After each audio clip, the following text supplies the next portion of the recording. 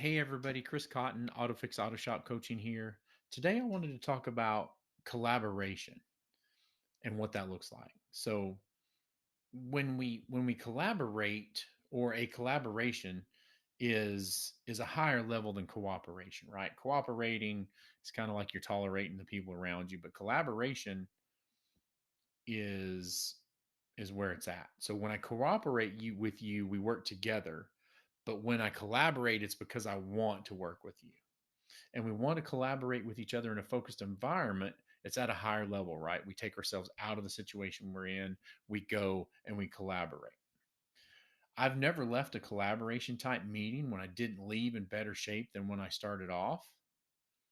Um, and when you think about collaboration, I want you to think about three things that you should get out of a collaboration, or three things that are going to happen at your collaboration.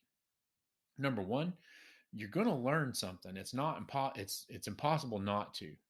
You're always going to leave that experience better off. If you're with a group of people and don't learn anything, then you're with the wrong people, right? You want to surround yourself with people that push you. The collaboration is the sum of all of its parts. Number two, you're going to pick up creativity. Um, the synergy and mixing of the ideas gives the greatest idea. So you think things you would have never thought on your own, and great ideas that happen there are the result of a bunch of good ideas, right? The group makes you more creative.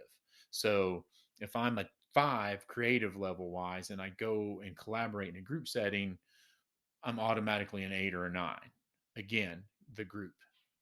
Number 3, the value for the people that you have in the room will be immeasurable. You're going to share things that you haven't shared before. You're going to talk things that you haven't talked before. Chances are you'll probably break bread.